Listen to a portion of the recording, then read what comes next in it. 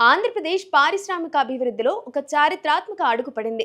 ముఖ్యమంత్రి చంద్రబాబు నేతృత్వంలోని రాష్ట్ర స్థాయి పెట్టుబడుల ప్రోత్సాహక బోర్డు రికార్డు స్థాయిలో 2,01,023 కోట్ల పెట్టుబడులకు ఆమోద ముద్ర వేసింది. రిలయన్స్, అదానీ, రాయల్ ఎన్ఫీల్డ్ వంటి దిగ్గజ సంస్థలు ఏపీలో భారీ ప్రాజెక్టులు చేపట్టబోతున్నాయి. కేవలం ఒప్పందాలు చేసుకోవడమే కాదు, నిర్ణీత గడువులోగా పరిశ్రమలు గ్రౌండ్ అవ్వాలని అధికారులకు సీఎం స్పష్టమైన డెడ్ లైన్ విధించారు. మరి ఏపీ దశను మార్చబోతున్న ఆ భారీ ప్రాజెక్టుల వివరాలేంటో ఇప్పుడు చూద్దాం.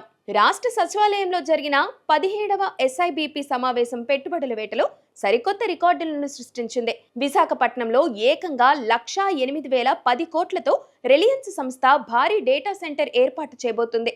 ఇది ఏపీని టెక్నాలజీ హబ్ గా మార్చబోతుంది.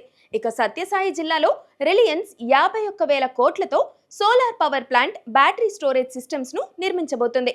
మరోవైపు కడప జిల్లాలో అదానీ సంస్థ 12,000 కోట్లతో హైడ్రో ఎనర్జీ పంప్డ్ స్టోరేజ్ ప్రాజెక్టును, ఆధ్యాత్మిక నగరం తిరుపతిలో రాయల్ ఎన్ఫీల్డ్ సంస్థ 2,500 కోట్లతో బైక్ తయారీ పరిశ్రమను ఏర్పాటు చేయబోతున్నాయి.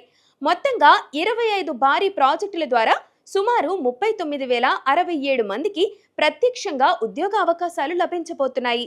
పెట్టుబడుల అనుమతుల విషయంలో ఏపీ బ్రాండ్ కనిపించాలన్నది ముఖ్యమంత్రి చంద్రబాబు దిశానిర్దేశం చేశారు. MSME పెద్దపీట వేయాలని, వన్ ఫ్యామిలీ వన్ ఆంటర్‌ప్రెన్యూర్ లక్ష్యంగా అడుగులు వేయాలని సూచించారు.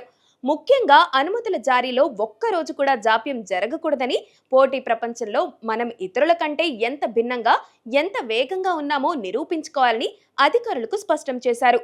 ఆయిల్ పామ్, మామిడి వంటి పంటల ఫుడ్ ప్రాసెసింగ్ యూనిట్ల ద్వారా రైతులకు మేలు చేయాలని, పారిశ్రామిక ప్రాంతాలకు గ్యాస్ పైప్లైన్ కనెక్టివిటీ వంటివి ఉండాలని సీఎం ఈ సమావేశంలో కీలక ఆదేశాలు జారీ చేశారు.